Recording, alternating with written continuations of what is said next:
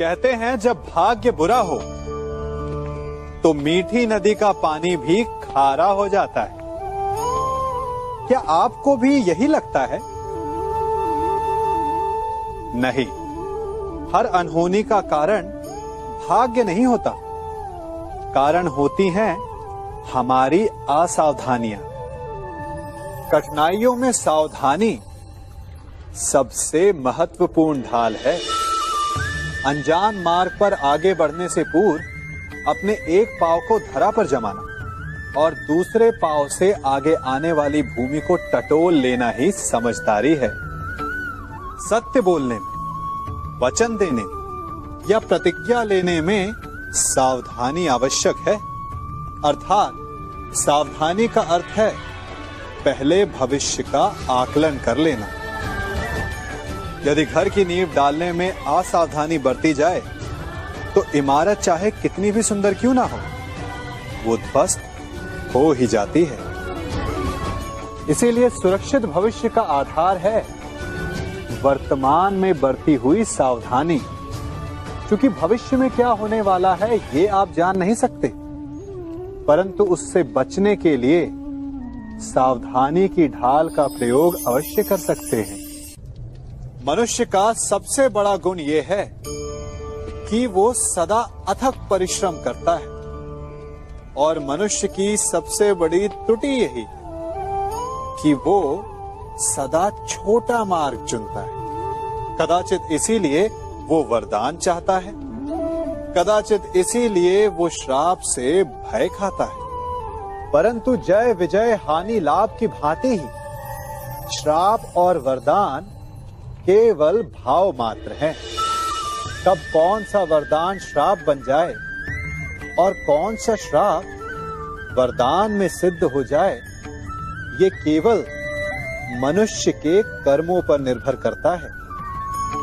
विष पीकर शंकर महादेव हो गए और अमृत पान करके भी राहु केतु असुर ही रहे। तो सब खेल है केवल भाव और कर्मों का।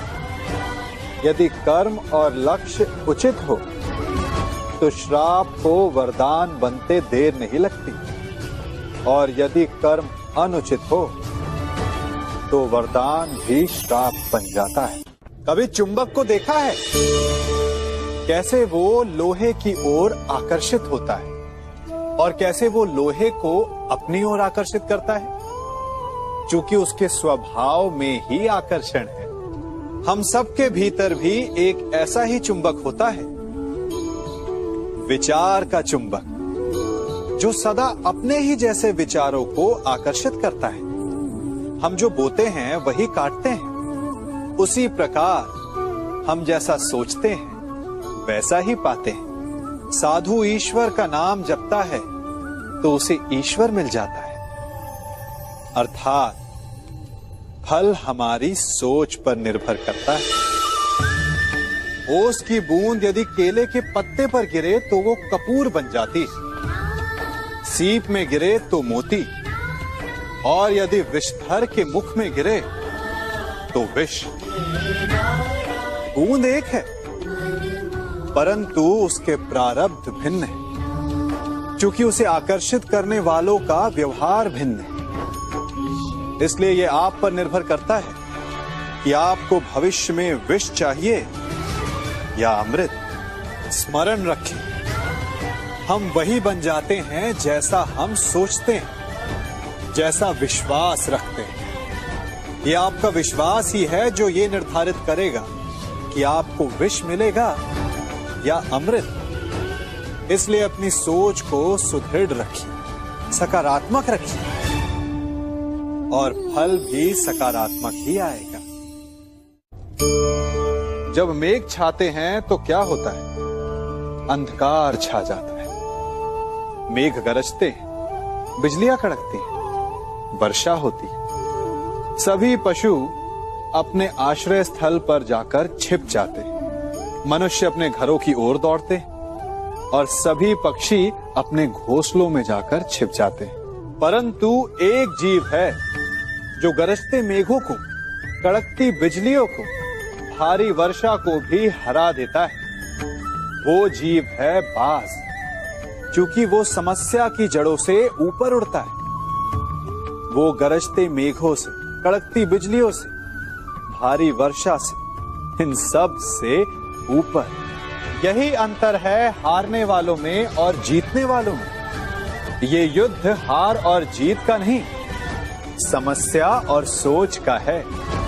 यदि आप अपनी सोच को छोटी रखेंगे तो समस्या बड़ी हो जाएगी, और यदि आप अपनी सोच को बड़ी रखेंगे तो समस्या छोटी हो जाएगी। मनुष्य जीवन की परीक्षा में सफल होने के लिए क्या नहीं करता? वो परिश्रम करता है, दौड़ भाग करता है, और ये सब करने के पश्चात भी जब उसका काम नहीं बनता तो वो नकल करता है ना? तनिक लौटिए अपने बचपन में, स्मरण कीजिए अपने बचपन की स्मृतियों का। क्या स्मरण हुआ? विद्यालय में जब आप परीक्षा देने जाते थे तो क्या होता था?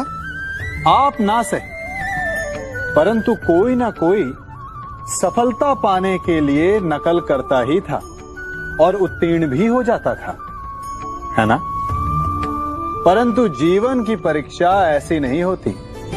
नकल करने वाला सफल नहीं होता।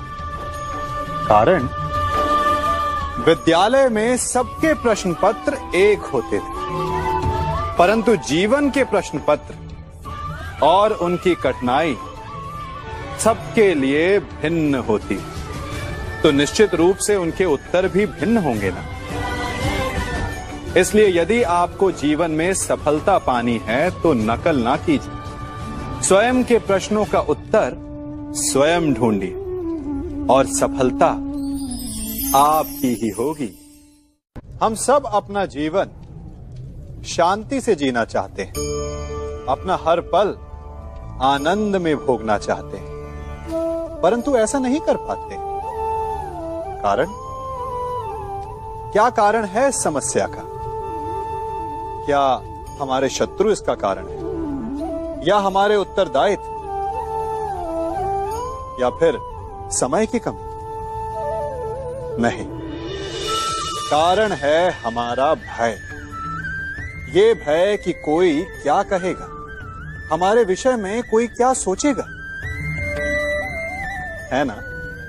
हम स्वयं जीते हैं, स्वयं मरते हैं, तो फिर जीते समय संसार की चिंता क्यों करते हैं? हाँ, संसार का अहित ना करें, ये बात अवश्य ध्यान में रखने योग्य है, परंतु संसार के सोच की चिंता करके स्वयं का जीवन नष्ट कर, ये कहां तक सही?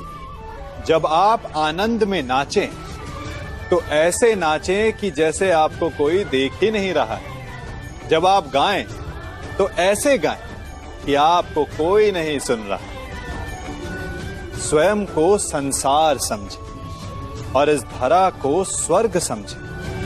यदि अपने जीवन में आप 4 पल भी ऐसे जी पाएं तो आपका जीवन सफल हो जाए।